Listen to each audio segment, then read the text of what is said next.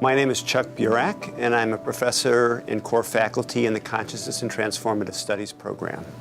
I'm Karen Jaenke, and I'm the chair of the Consciousness and Transformative Studies program. So Eckhart Tolle is an author. He grew up in Germany and then went to, I think, University of London.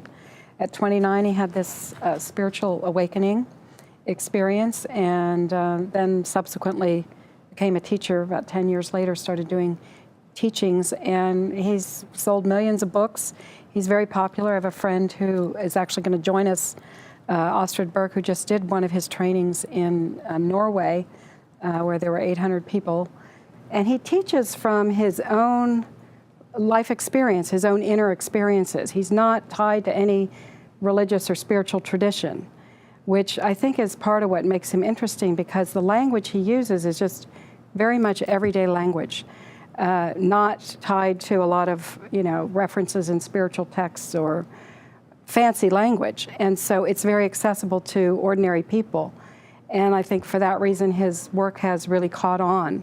It's something that anybody, he says, anybody could connect with and work with his ideas. And so one of his main ideas is to differentiate really two different aspects of the mind. One is the mind that is trying to solve a practical problem and is, utilized in information gathering and analyzing, et cetera.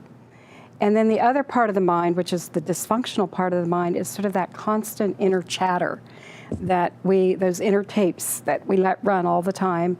And usually those inner tapes and inner chatter is negative thinking, critical thinking, and it's thinking that separates us from other people in the world. And so he makes that distinction, and then he also makes a distinction between mind and consciousness. And he says that consciousness is basically a deeper intelligence than the mind, and that the mind arises out of consciousness, but the mind is dependent on consciousness, but consciousness is not dependent on the mind. And when you're able to quiet this chattery mind, and disidentify from that part of the mind, you drop into consciousness or being. And he believes that that is our original nature, our true nature as a human being, and that as long as we're caught in that chattery mind, which is also another word for that would be the ego or the false self, we create suffering for ourselves, because we create separation between ourselves and the world, and kind of a world of duality. But when we drop back into this deeper level of consciousness, the quiet mind, we enter into stillness and peace. I think that Tolle's teachings are very important for our time, because we live at a time when the mind itself is emphasized, whether it's using our minds in business, using our minds in school. We're basically always caught up in our thoughts. He associates the mind with thought that's concept-based, when we're thinking in words, when we're thinking in numbers, even when we're thinking in images.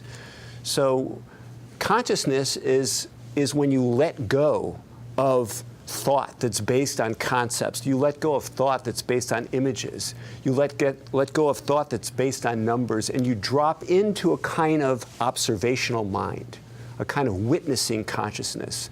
So that's something that's not very easy for people to do, because we're encouraged to use our minds, be caught up in our thoughts, be caught up in our concepts, our images, and this idea of dropping our thoughts, dropping our images, dropping our logic, that's not very easy for a lot of us, since we're socialized, we're conditioned, we're educated to sort of be in the mind.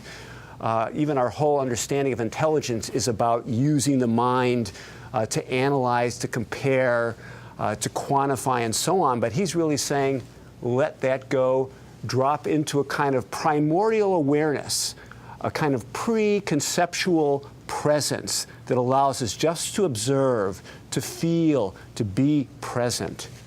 And that really does take some effort, and also takes some training. Sometimes I think that Tolle maybe makes it look a little too simple, like it's it's an easy thing just to kind of drop your mind and sink into that awareness, because our minds are so filled with chatter, and we're surrounded by technology that encourages that inner chatter as well as outer chatter. And so this idea of quieting down the mind, getting into a place of stillness, is very difficult to do. And that's why, for example, something like meditation or mindfulness practice or some other kind of mind cultivation practice is really necessary in order to be able to drop that kind of chattering mind.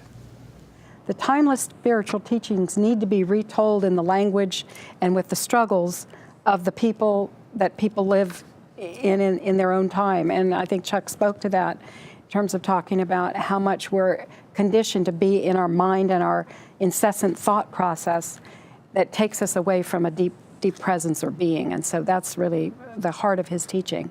And in the book, he gives a lot of practices about how to do this. So it's not just a theory. And one of the first practices he offers is basically the way to get out of this chattery mind is to just start observing it. Develop a part of your consciousness that is watching the mind as it talks and noticing it. And then you've already created a separation, a beginning separation from that chattery mind. And that's the beginning of awareness or presence. And that's a doorway right there. And ultimately, the goal is that you would have that observing presence all the time, observing your emotional reactions, observing your thought processes.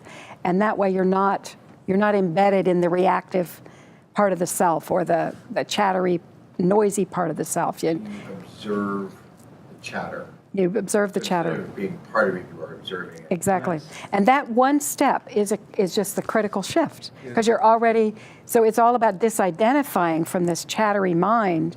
And as soon as you start observing it, he says you've shifted some of your psychic energy into awareness or consciousness, and out of this busy mind that keeps you embedded in the world, keeps you separate from the world, and really, he says, is the source of all suffering, or most of suffering, is when we're identified with this chatter.